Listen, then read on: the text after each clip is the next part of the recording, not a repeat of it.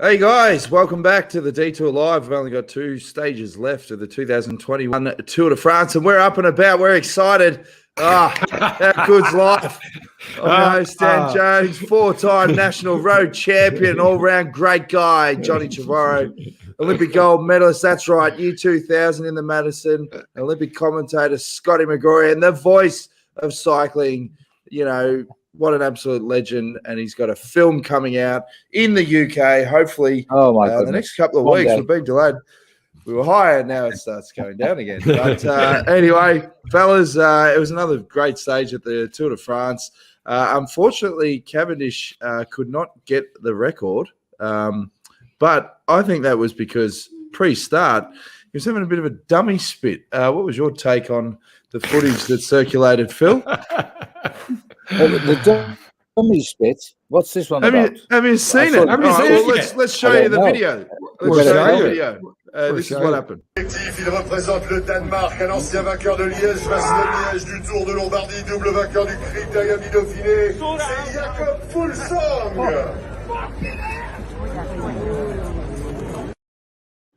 He dropped the. If you hear it, he dropped the F-bomb as he walked in the car. I've never seen that. Never seen that. That's how tense he was. I think we all prophesied it wouldn't be a bunch sprint because there's so many guys want to win a stage of the race, and it worked out. Somebody had already won a stage one from a breakaway, which only had 2 of the Tour stage winners in that big 30-man group that got away, but. They were never in that race. But like all showmen, he'll probably win on the Champs-Élysées and get his 35 stage victories. Probably. He put out an apology later. He tweeted he was sorry. You know, they're all family. Of course he did. And I'm just saying, he did all of that. But, hey. He's an emotional guy. He doesn't even know what he says half the time. Yeah. Yeah, it is a bad look though, because you know when particularly when it's dealing with staff. Like, I mean, you know, everyone gets pissed off. I mean, that's life. 2020, 2021. I mean, it's going to continue. Yeah. But the problem is obviously the optics is bad. You know, you're doing that in front of the crowd, but also like, you know, really, like you're dealing with mechanics. You're going to get the same result, and this is obviously, you know, talking like a chilled cat that I am. You know, you're going to get the same result by just saying, if there is an issue, just talk to people the way you want to be spoken to. Iffy, isn't that the old rule in life? Wow. Get stuffed. Let's face it, the mechanics know him in his tantrums. They know him. It would have been water off a duck's back with that mechanic. He did, he's throwing a tantrum. I'll just do his bike for him when he comes back. I saw a photo popping up a couple of months ago of Cav with that mechanic and another mechanic all cuddling. It'll be a while before they cuddle again, I think. But anyway. Scooter, do you reckon it was because Cav had anxiety because he probably heard that Eddie was at the start line? Because there's all these images of, you know, Eddie and it's, you know, arms around, and it's all happy for the cameras, but it probably rattled him a bit, thinking, "Oh, geez, you know, the great man." He, you know, adds another layer. Yeah. The other great man.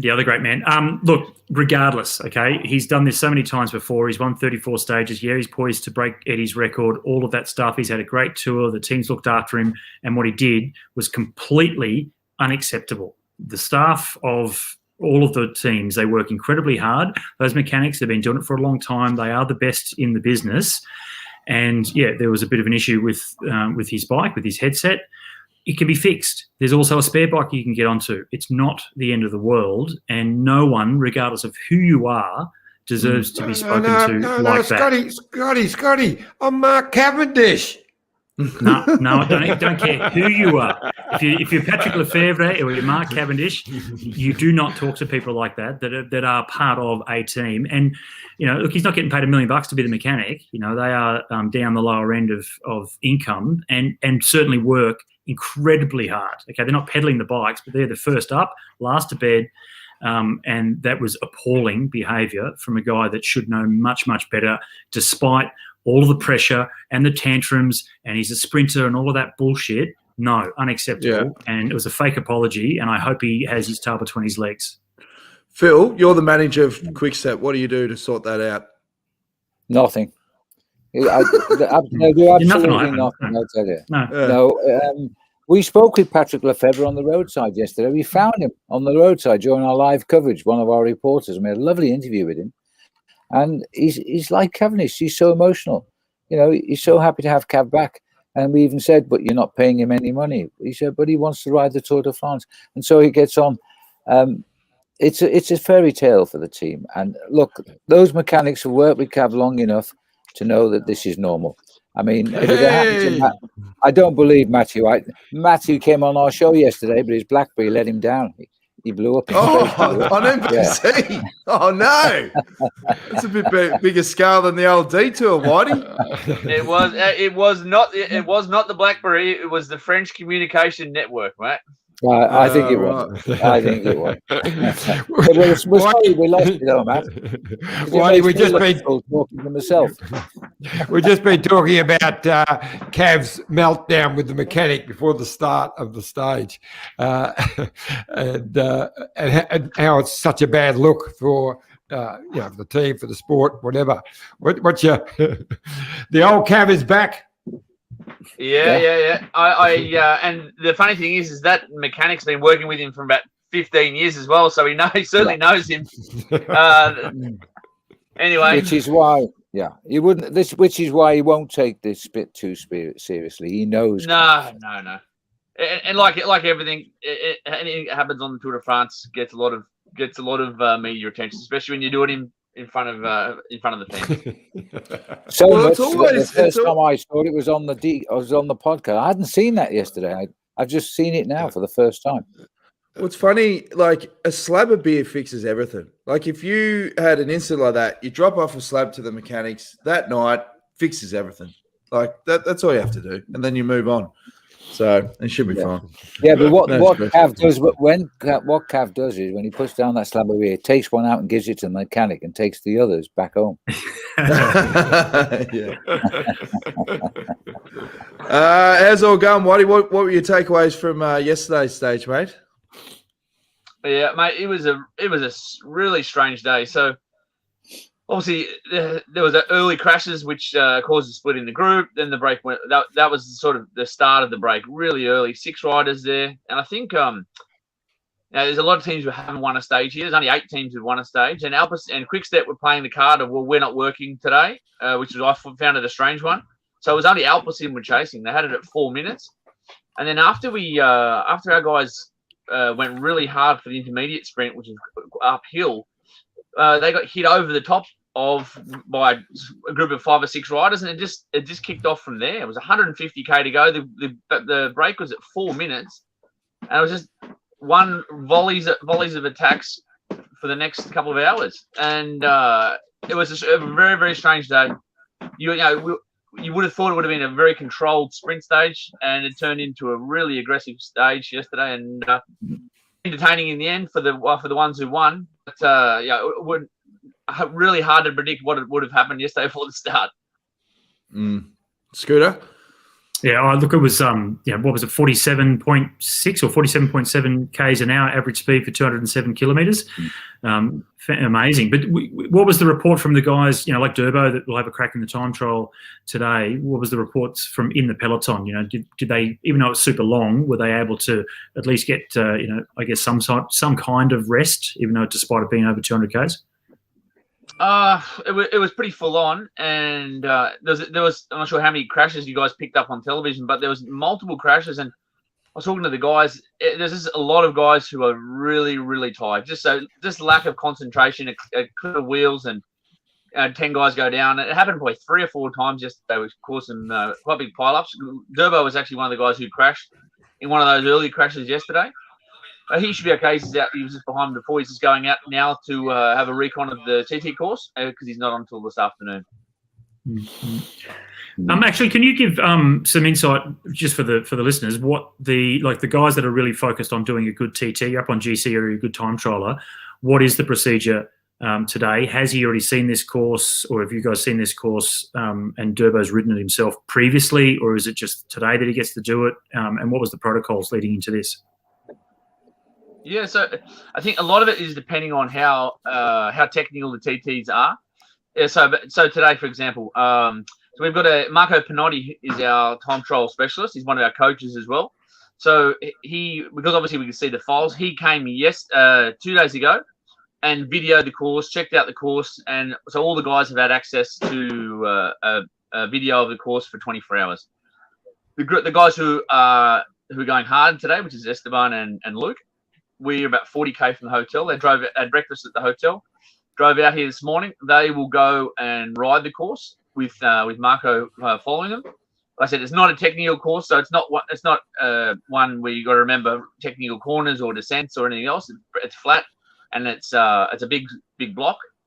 And then they'll come back after they've done the recon, have some lunch, depending on what time they race this afternoon, chill out in the bus, and then 40 minutes, probably about 40 minutes before their time trial, get back on the home trainer, do a short, intense warm up just to get the heart rate up again, and then off they go. And the routine for the staff, it's all about pizza. Time trial day. No, pizza's a banned, mate. Pizza's a ban. Oh, what? No pizzas anymore. Yeah, no pizzas anymore, mate. Shattering. Yeah. Well, it all depends. Some of the TTs, if we identify that they're technical ones, for example, if we have done in the past with say Simon Yates, if he's targeting GC at the Giro, we might go there with him in 2 months prior. Like when we're in Italy in March, we know the course, we know it's technical, and we'll go ride it in March so he can have a bird's eye view of it. And has a good mental picture of what it's like. But it's always better to have a look at it on the day as well, so it's nice and fresh. And a lot of the technical ones as well, all depends how they're barricaded off as well. So one thing is checking out the course with normal traffic or no traffic.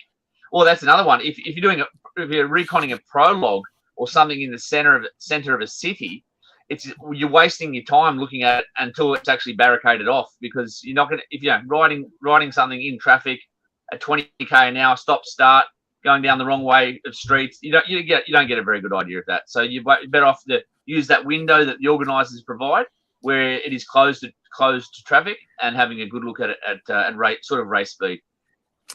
Has there been a big advancement in the warm-up protocol? Because I was talking to Jamie Anderson about 4 months ago about this, and it was around the heat training and getting the right temperature. Whereas the old days, remember, you used to have those vests that would try and cool the guys down, whereas they found all these studies that totally changed that before a time trial. No, I think most of the teams now are still using, it all depends again on the temperature. Today it's going to be 30 degrees. So nearly all the teams are still using, you want to keep your core body temperature low. Fans, they still use wet towels because wet towel or some kind of ice vest. The wet towels are effective because you can keep changing them. So you have a bucket of ice cold water, and then put the wet towels on the guys' backs and keep regularly changing them. But you want to stay cool, you want to stay hydrated, and depending on. Oh, he's dropped out. It always freaks you out. It always freaks you out. Depending on reception or depending on BlackBerry. Yeah. So that's I was enjoying that too. I was actually taking notes about what he was saying for the first time. I was enjoying that. Free Ranger, thanks for the heads up, Scotty. He said maybe Michael Rasmussen can coach Cav for the TT. There was that famous time trial in 2005. One of the classics in the polka dot. In the polka dot. Yeah. I'll just rattle through some of the comments from the guys keep them coming in. Lee Barry says, how many riders that were going to the Olympics have been taken out in crashes? It's hard to name off the top of your head, but probably be at least half a dozen. Come on, viewers. You can tell us that. Our viewers will tell us that.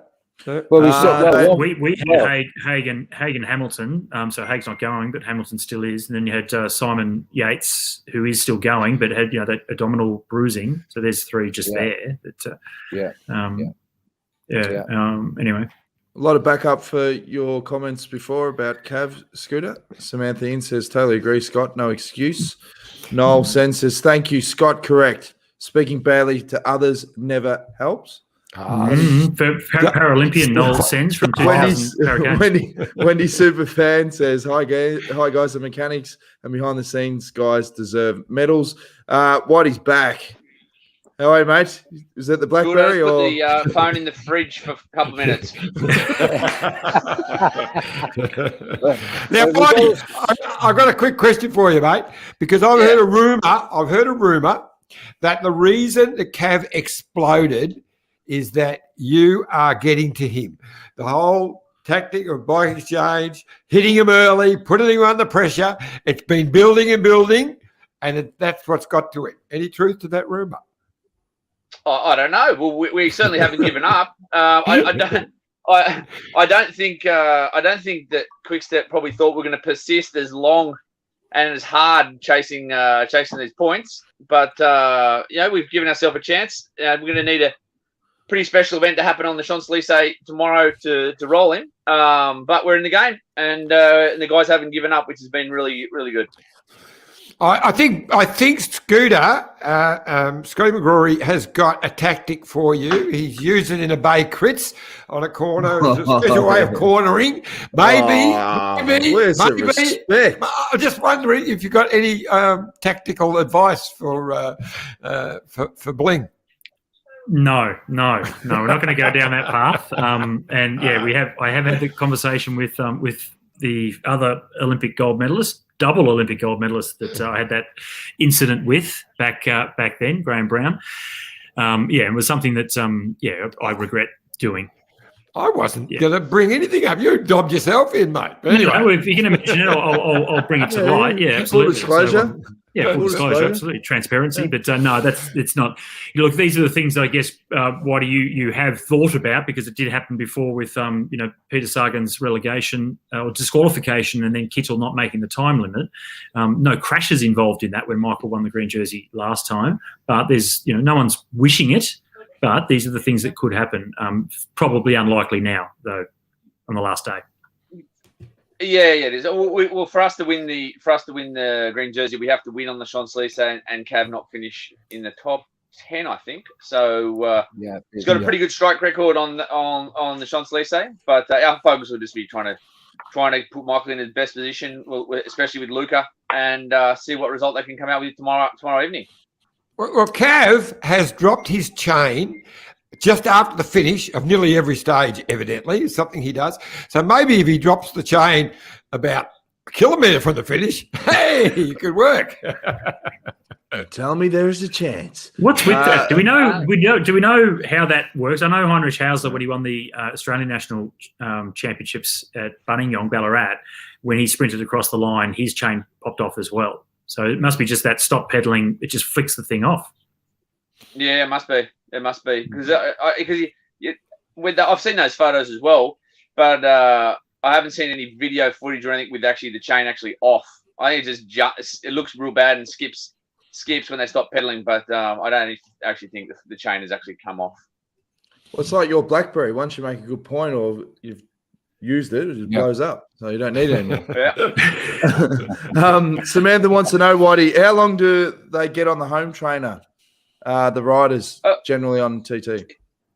Yeah, look, I think a half hour would be a good time. I think probably a little bit less on a TT like today, because the ones who'll do the guys who are going really hard will do like a pre-start or a morning ride, and then they'll do just a shorter, more intense warm-up before they get on. Whereas a prologue, some guys might do a little bit more of it, spend a little bit more time for a short, intense prologue, because they haven't opened up because it's the first day of the race. But 20 days into the race, a morning ride, you don't need as much time to get the heart rate going and get everything moving again. We've got another comment from Simon Knowles. Says, kudos to Whitey for calling in while trying to get Bike Exchange up and about. Whitey, is that one of the challenging things, obviously being a DS, is your job is obviously tactics, but can you give us insight into sort of the motivation side of things and trying to work out different ways of getting your point across every day at the Tour de France and what you deliver on each given stage? How do you work that out? Yeah, well, and what the most important thing or the most relevant thing is actually knowing your athletes, and then knowing who responds to what. And so my team meetings here have been a little bit different to the ones at the Giro. Different leaders react to things in different ways. And so Simon Yates, obviously I know him quite well, done a few Grand Tours with him. And the meetings are a bit different when you're writing for general classification, and you've got to be consistent for that 3 weeks. Whereas here, we've had days where we've really gone after, and so the meetings are a little bit more intense on certain days than others. And also, if you're intense all the time, it sort of it loses the effect as well. The Tour de France is like doing 20 grand finals in a row. Every day is like a world championship or a World Cup race, the race at the highest level. And you've also got to be able to manage people's stress and what the emotion and the stress that they're going through over that 3 weeks. And so how you deliver the message to the individuals and a team has to be changed throughout the 3 weeks as well. Iffy? No, it's only 2 days to go.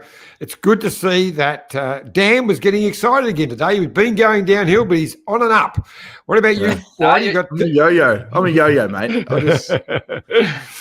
It's been a pretty solid 3 weeks. I know that you would have loved to have won a stage. It doesn't look like that's going to be a possibility with 2 stages to go, and not much chance of it, except if Blink can pull off a ripper tomorrow, I suppose. But how would you judge this tour from Bike Exchange's point of view? Yeah, look, it's been a rough one. We had obviously Armin Janssen crashing on the first day, one of our big guys in the engine room, and he actually didn't race the Tour de France. He just survived for as long as he could, and he was just sort of starting to come around, and then he crashed on day 6, and then he went home on day 12. So we've been one guy short from the start. The plan was to go harder for those opening stages with Michael Matthews, second on the first stage. He had a bit of a rough one the day. Went really deep on the first stage. Paid for it the day after, and we were bopping around there with top fives through that first week. And the plan was to target the mountain stages with Simon Yates.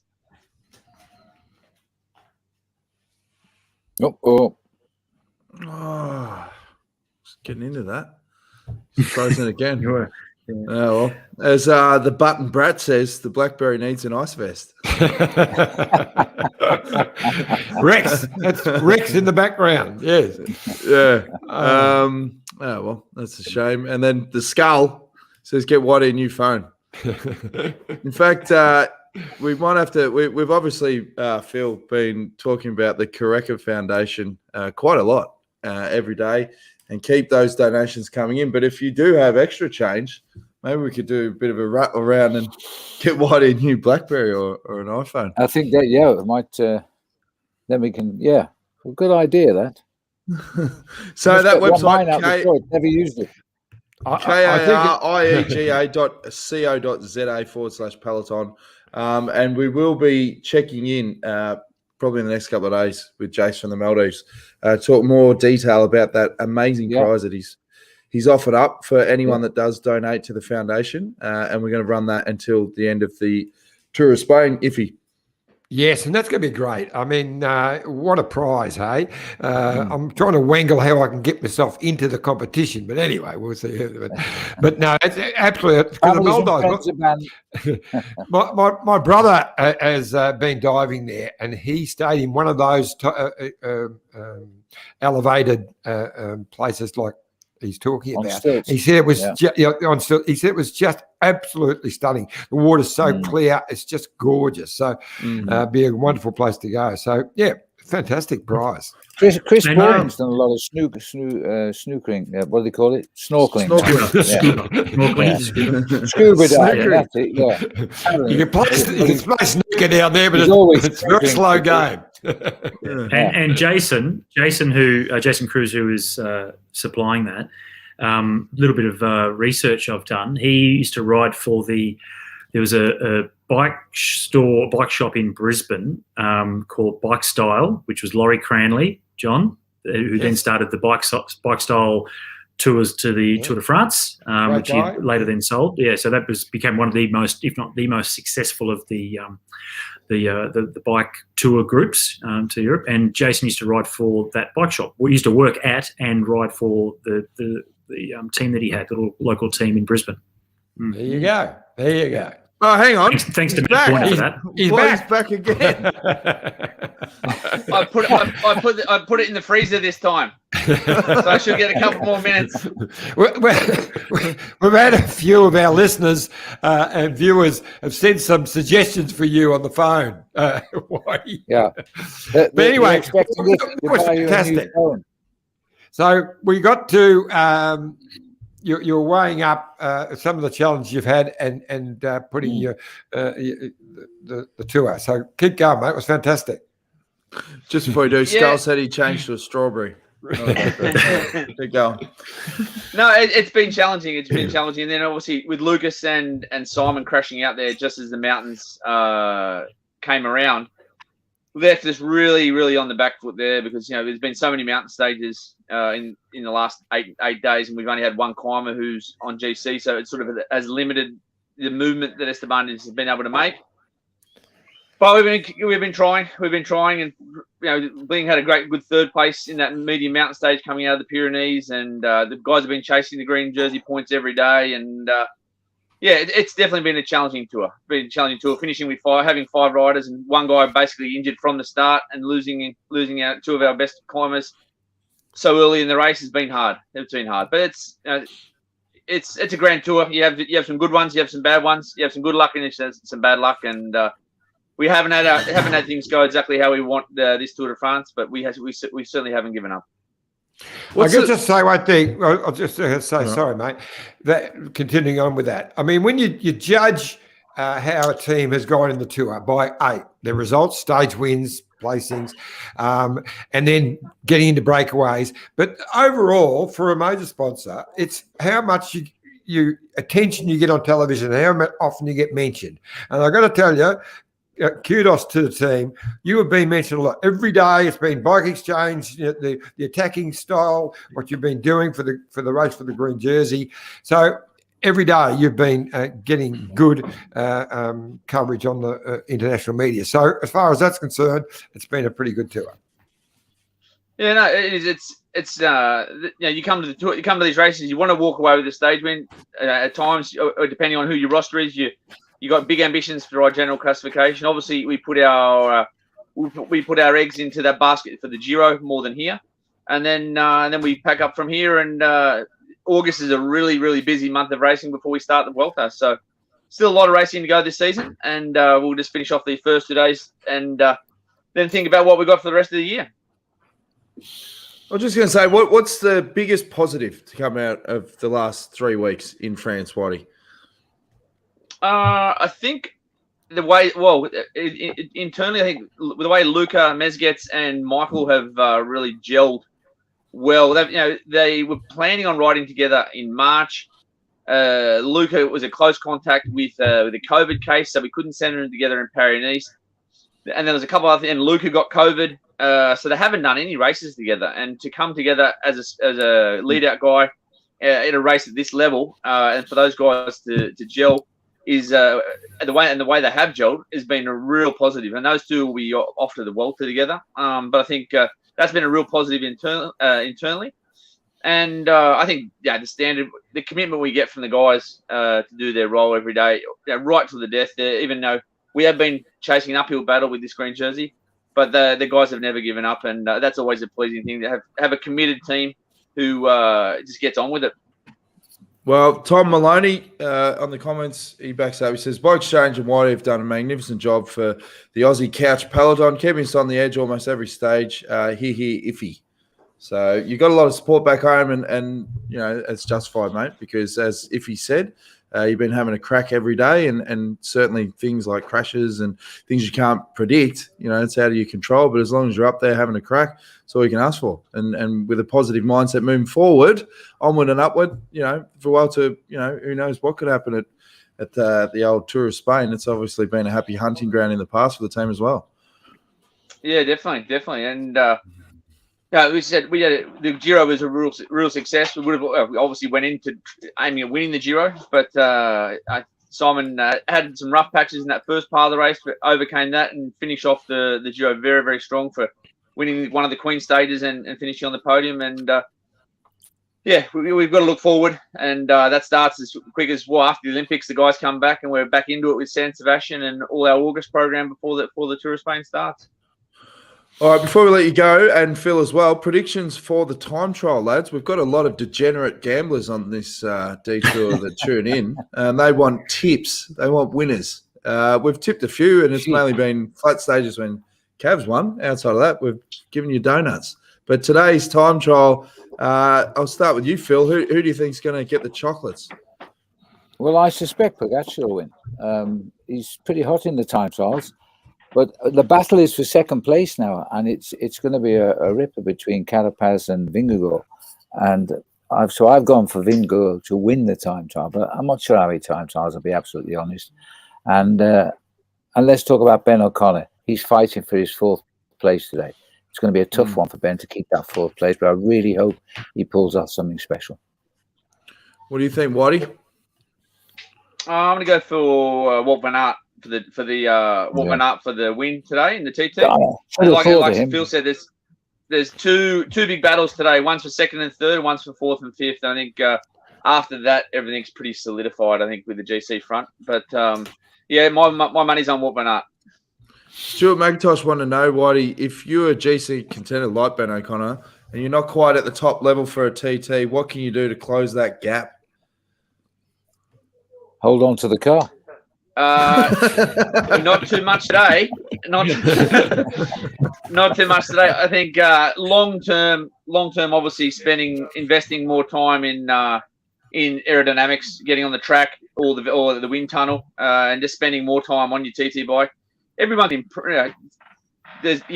improve in their time trialing ability. Not everyone can be a world class time trialer, but the more time you do spend on the bike and refine your aerodynamics and be comfortable in that position will certainly help. Hey Phil, you're a Tour de France historian. Is it true, or is it an urban legend back in the early 1900s? To cheat, they had fishing line with a cork on the end of it, and they had that hanging off the back of the car. Oh, you must be confusing those with Australians, as far as I can see. No, well, they got up to some tricks. I mean, it was a huge. 1903, which was the first one, of course. So people cheated then. They hid in bushes. That's why they put secret controls in, so you made sure that the riders stuck to the route. You didn't know where the controls were. They would make sure you crossed a certain route. Remember, the mountains didn't come in until 1910, but they still had the secret controls. And the following year, as the first four riders got disqualified, 4 months later, before they told Cornet that he'd won the Tour de France because he finished fifth, I think, because they all got in cars, or they took a train in one occasion, took a train to the railway station, and then got out and won the stage. And because people fell asleep at night, they woke up, they didn't know whether they were behind or in front. So it's a bit different in those days, wasn't it? Well, not so much. We've lost Waddy again. Bugger him. I had one quick thing. I think we must buy him a new phone, boys. I think that's right. We must buy him. If I can find my BlackBerry, I'll take it with me next time I meet him. He'd love it. It's brand new, so I don't even know if it starts, but I'm sure it will. Oh, he'd love that. He wants to stick with the BlackBerry. What were you going to say, Scooter?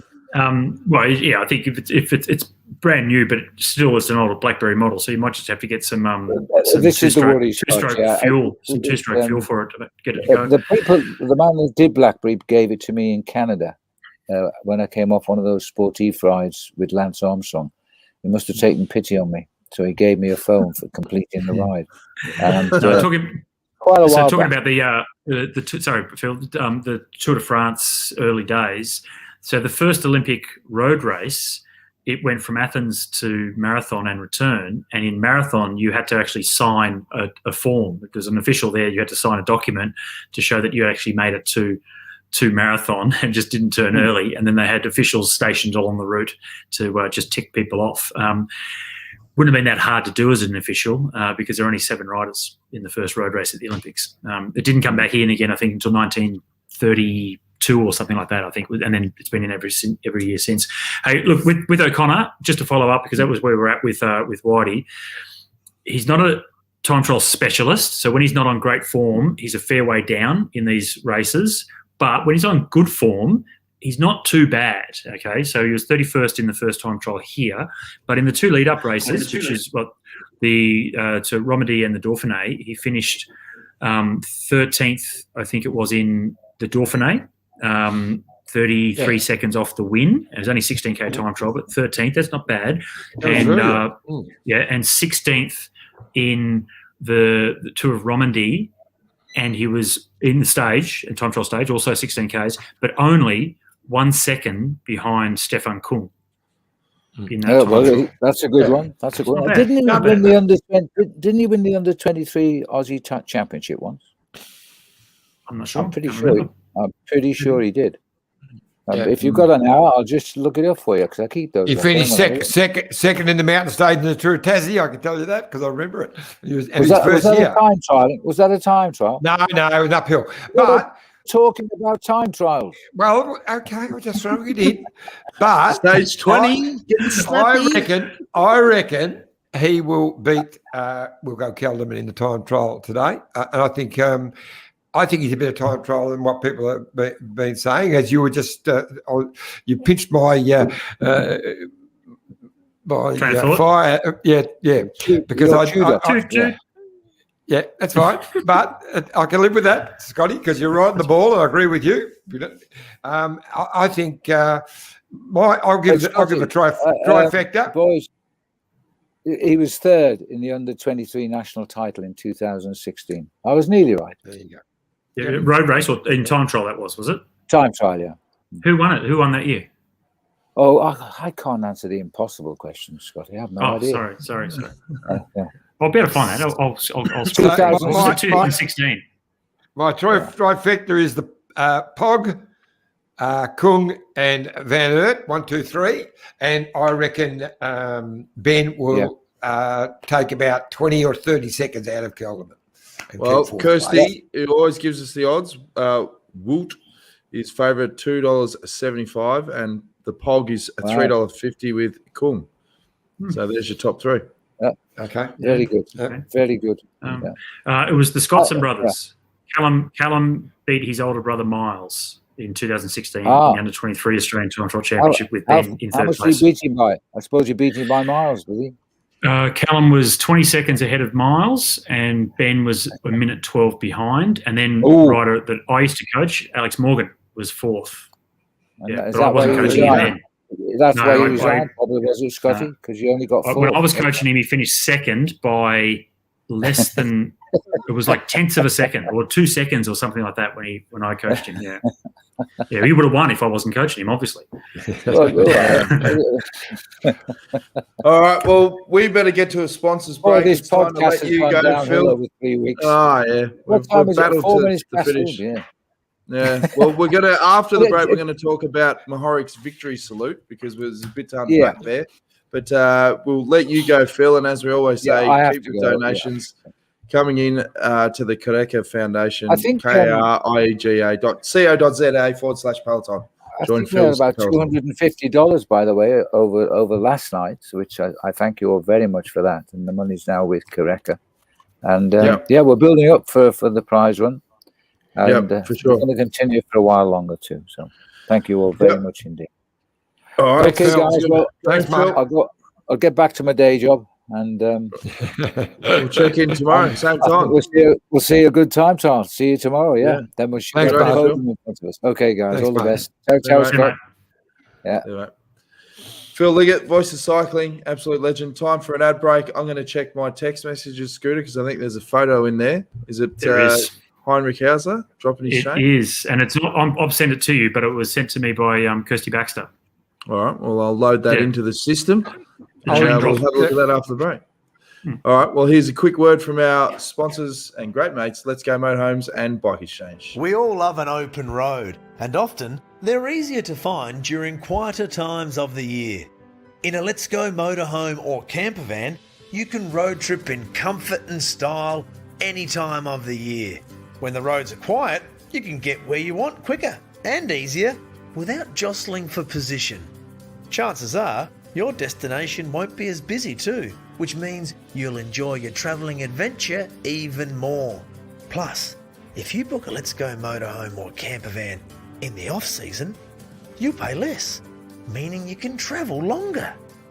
There's a type of motorhome or camper van for everyone, so you won't have to compromise on what you want. The whole range has the things you need to help create the perfect road trip experience, including heating and cooling, keeping you comfortable on the road all the time. Whether there's 2 or 6 of you, there's a motorhome for everyone. And in a Let's Go motorhome, your journey can be just as fun as the destination you want to reach. The open road is calling. Check out some of our great offers online today and start planning your next road trip. Rain, hail, or shine. Look at this bike. You think it's just a bike, right? But it's not. It's a bike 374 people are looking at. This guy, this girl, them, all looking at it. People from here, there, and wherever this is. People that are looking for a bike. Or just a piece of it. Amateurs, semi-amateurs, and pro-amateurs. This guy wants this bike, but with this crank and these bars. This could be the perfect match. But not this one. This girl has a bike to sell, and thousands of people might purchase it. Eyes on Bikes help grow small businesses. His, hers, yours, and the latest data and insights help those businesses keep moving. We are the world's #1 bike marketplace, with over 500,000 products and 900 brands, where buyers and sellers are brought together in a place where a bike is never just a bike. Bike Exchange, where the world buys, sells, learns, and rides. Thanks again to Let's Go Motorhomes and, of course, Bike Exchange, our great partners. And Samantha in says, fellas, what did you think of Mohoric's victory salute? Also, Dylan Tuns from Bahrain Victorious had his mobile phone taken from the police raid. He was told it would be returned in 2 months. Jeez. Yeah, I think they all had their mobile phones taken. The whole team, all the riders. Yeah, had computers, mobile phones. Yeah. So obviously there's 2 ways to look at this salute. One, it was to silence the critics because they've done nothing wrong, and it's like, well, just back off. Or some people are obviously saying, what happened with Armstrong 2004 tour when they did do something wrong, and it was all about, being quiet. I mean, at the end of the day, no one knows. Yeah, he went into detail to say what he was meant by it. So you can only take him at his word. And he said it was to silence the critics. He said, they've done nothing wrong, and he went in detail in the after race interview saying what it meant. He wasn't around in the Armstrong time, so you can only take him at his word. Well, I know what he said, but I'm saying, like, at the end of the day, no one knows, like. You hope with 100% assurity that this is a drum up, which is the camp that we're in. But at the same time, your brain's going, what is going on? Like, even if it was just a hunch and it was a disgruntled sports director that's going, hey, this is shit, investigate them or whatever. This is the problem with the whole process. Like, it's just created so much uncertainty. And that's why we said, like, if it is proven to be incorrect, there needs to be, hey, well, hang on. There needs to be some sort of what's the word? Remuneration? Yes. Yeah. Compensation. Yeah. Similar. But look, the media's partly to blame. The French media love to go down this path sometimes. There was the start of a story the other day where some riders, unnamed, hearing funny noises coming from the back of the riders' bikes from Bahrain Merida, near in the freewheel. Like, is there a secret motor in there? And someone said, oh, and I heard it on Pogacar's bike as well. Hey, seriously? It's called windburn. Yeah. No, that's total bullshit. Yeah, We've had 2 motors within cycling actually discovered, and that was an under-19, cyclocross rider and a master. Both the cyclocross rider, you actually feel bad for her because it was her father and her brother that were dodgy, that would have dragged her into that. But in these team situations, people don't realise that you've got how many mechanics, 4 or 5 mechanics at a race, plus all the soigneurs, plus the directors, plus the riders. There are so many people that would know about the mechanical doping, and they all swap teams from year to year, yet there's still no stories, no proof, no evidence whatsoever that any of the pros have had motors in their bike. So I think that's, the Cancellara stories from back in the day. The guy was just the strongest. Look at his power data. He was an absolute horse. That's why he beat them. He was better. So no motors involved at all. I think it's never going to change because it gets the clicks. It gets the clicks. Yeah, it gets the clicks and speculation. This is what's so bad about this, is that this is the big news story. And most people, because of the history of cycling, will just come back with, see, still the same. And I see the comments all the time. I was on Zwift, doing a Zwift ride a couple of weeks ago. After the first time we saw Pogacar, light it up, I think it might have been in the time trial. And just someone in the comments just said, how about the Tour de France? Pogacar's got special fuel. I'm like, what? So that's just the general that, he's the best, so he must be cheating to do it, which is unfortunate. We know where we're at, why we're there. But this sort of situation just doesn't help if there's very little evidence at all. 50 police officers taking a phone for months. What other workplace can people just, obviously it's French law, but how ridiculous that, you can just come into someone's workplace without any evidence and proof and do this. Now, if there is and they find something, that's great. I'll totally support it. But I just think they've really gone about this the wrong way. And I think there's a fair bit of bullshit to it. The signal at the end, and I think you're right, John, he was talking about silence, not silence the lambs, but silence the critics. And what's unfortunate is that all I can remember of a cyclist doing that was Lance. And it was with Filippo Simoni to say, hey, Omerta, you shut up. If you know something, you shut up. That was then. This is now. So I saw the connection to it. And I thought, obviously, Mohoric didn't think that. But there will be a lot of people that do. And then this is the team that got a raid from the police. And then you connect that back to Armstrong trying to tell Simeone to shut up. Yeah, just an unfortunate, choice of demonstrations. Now, moving away from that, I wanted to bring this up. What a great ride. You rode a 56 chainring too. Incredible. I loved it. Interestingly, I love the Pog, Pogacar. I love it. And I like his honesty. He's obviously a really nice bloke, but some of the questions he gets asked in the post-race interviews are stupid. Like last night. What happened last night? What happened? Well, 2 days ago, are you worried about vinegar?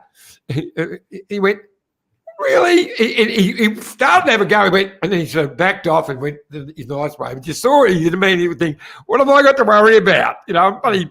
He said that. He actually said that. What have I got to worry about? Which could be seen as arrogant. Yeah. And then he backed it all down. But it's just a stupid question. Yeah, and the guy actually said, "Will it be a bit like last year with you and Roglic?" Freaking hell, it was a bloody mountain on the time trial. Yeah. He said, well, hey, lose 6 minutes in a time trial. Hey, well, it's been done before. Now, of course, it hasn't at this level. No, it hasn't. But I'm sure there have been people who've lost more than 6 minutes in a time trial. But I wasn't trying to win the Tour. But then he said that. He said, "What have I got to worry about?" And then there was that moment, wasn't there? It must be hard being that interviewer, trying to come up with new angles because you're like, you're killing it. Ask something decent. Don't ask stupid bloody questions. Absolutely. All right, John, on the spot right now. I'm Pogacar. What are you going to ask me after the finish? Go. Could you sign this jersey for me? It's stupid. Here's a kangaroo pin. No, he's having a coffin pin. Corbin, eh? Hey, was it John? Do you know if it was because I watched it as well, and I can't remember now if it was Seb PK who's been doing the post race interviews. His radio tour. But there was one day the other day, like maybe the day before, that it was someone else that did it. I was a different voice, but I wasn't sure last night because he's great. He's really good. Yeah, no, he's been really good, but except for last night.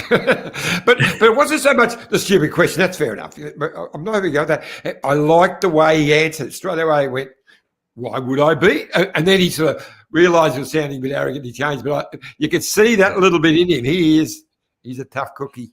Yeah, it's like Big Nick. Big Nick, mate. He was a nice guy, but Scooter. yeah. Kirsty, about the change.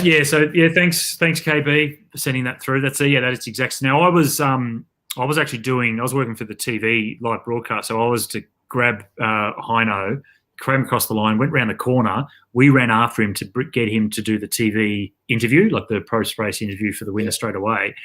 But around the corner, where the race is there in Ballarat, you go around the roundabout first corner, there was no signal for the camera to reach that far. So we've gone to go live and the signal wasn't working. So we had to bring him back up around the roundabout, the final corner. And he went to get on the bike. And that's when I realised his chain had come off because he couldn't pedal. But his chain's come off. So we had to fix that first before I had the producer, our friend Ian Gates, in the ear screaming at us, where are you? Where are you? I'm like, so chain's come off, buddy. Just settle down. We'll get in there. Screaming. No, that's not Casey. He would have been very polite, like Scott. Excuse me, Scott. Kindly just come back around.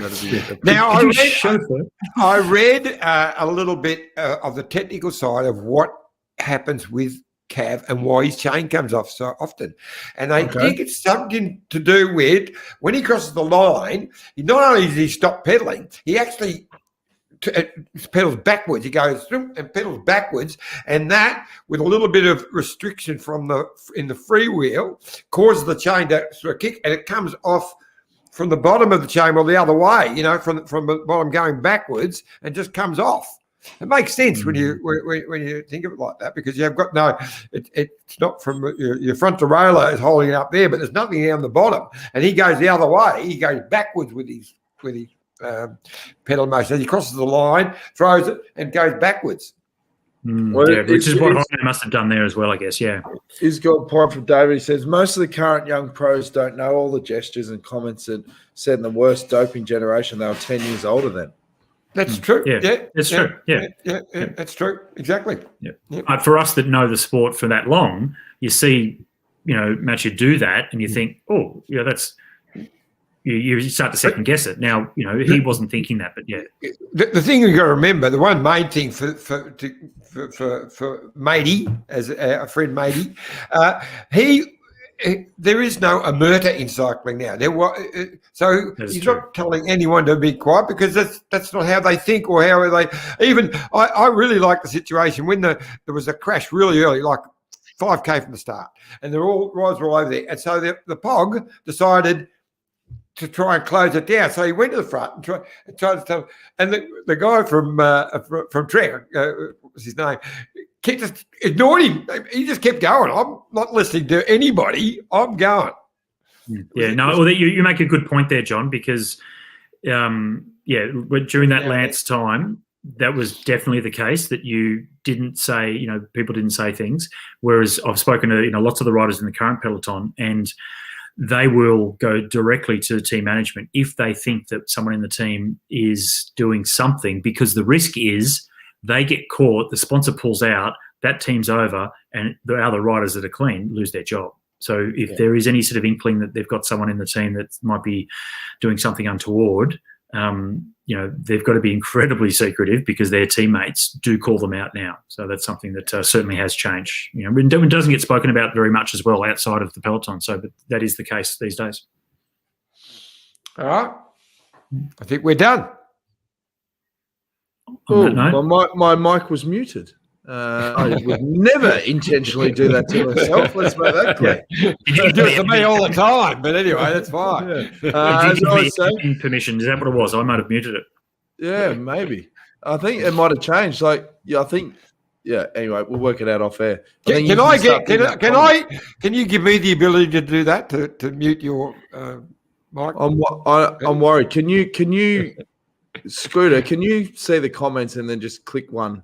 And then if it pops up, anyway, we'll do some tests. It doesn't. No, it doesn't. So, but hey, there is one there. Can you go to the third last one from T Kingo? Yep. See that? We're talking about the losing time in a time trial, and he's saying that in the heat of Albi, he managed to cycle up someone's drive in the Masters time trial. It was the World Championships to lose 6 minutes. So it is possible, but it does further highlight the Masters races are choppers. Good on you, Kingo. Yeah. He'd be spewing. That's classic. Thanks for all the support, guys. YouTube.com/Detour Podcast. Like, share, subscribe. Keep telling your mates. Appreciate all the support and stay involved because the best contributor wins a $500 Let's Go Motorhome voucher. We're going to do a recap show on Monday and we'll announce the third and final winner of the $500 voucher. And then, obviously, as we said, by the end of the Tour of Spain, we'll have a winner for the other vouchers for donations for the Careca Foundation. So keep those coming as well. But yeah, anything before you want to go, Scooter? Ben Stiller? Ben Stiller? Did we wind Phil up about that? How he did the tweet, or was that off air? Okay. That was off air, I think. Yeah. Well, he tweeted Phil Liggett. He said, highlight of the day, at Phil Liggett holding the mic like the legend he is, at Bob Roll at his command post. Going to be exciting finish. Now, we said to Phil, hey, mate, that's a great sign if you've DM'd him. But he said he's not good at getting back sometimes. He messaged him when he was in Manhattan to catch up. Keep working on him. We'll keep working on him. Get your people to talk to my people. Yeah. One of those situations, isn't it? Yeah. Get your people to talk to my people. Hopefully, we get Ben Stiller on. In fact, let's just announce that he's on tomorrow night. Let's bump the hits up, and if he doesn't, we'll just come up with an excuse. Now, I've got a little message for the assistant DS of Bike Exchange, Dave McPartland, who seems a really nice guy. When you meet him, he seems a really nice guy. Yeah. Well, he sent me a text yesterday asking me if I needed a room in Paris. Oh. Yeah. Okay. He's a smart ass. Oh, okay, yeah. I thought he might have had a brain fade, but no, he's been a smart ass. Good on him. Hey, he's a border boy, so he's from Albury. I'm from Wodonga. So always got respect for Dave McParland. Good lad. Oh, yeah. Good lad. Yeah. Well, who knows? We might get back to the Tour de France again one day. I'll be back next year, mate. I'm back. I'm doing all 3 Grand Tours next year. You can run the detour from here, and I'll just no. I'll just flat out refuse unless I get on the gravy train as well. I'll come over the tour. You've got too much going on in your life, mate. You have just got so much going on in your life. You're running podcasts and making shows. I've only just got to get away from home. No, but when it comes to the tour, I want to get back there. I'm sick of this Melbourne lockdown. On that. Okay. Hey, who's vaccinated? Who's not? That's the thing. Yeah, well, that's it. I'm done. I'm turning 40 next month, then. So I'll get AstraZeneca. No drama. Oh, hang on. What? You're 40 next month? Yeah. Oh, awesome. What are we doing in lockdown for that? Nothing. Next year, I'm throwing a 20th anniversary of my 21st party. So. Okay. Yeah. Just don't even bother this year. Write it off. 30th. I remember your 30th. I went as Vivian from the Young Ones. That's right. It was good times. So next year, I'll do another dress up, and we'll do it in Melbourne. Be a huge party. We'll give away tickets on the detour. Anyway, we're losing track. Now we're dribbling. Thanks, guys. All right, we're dribbling. See you guys. See you tomorrow. Bye. This is the winning ride of the Tour de France.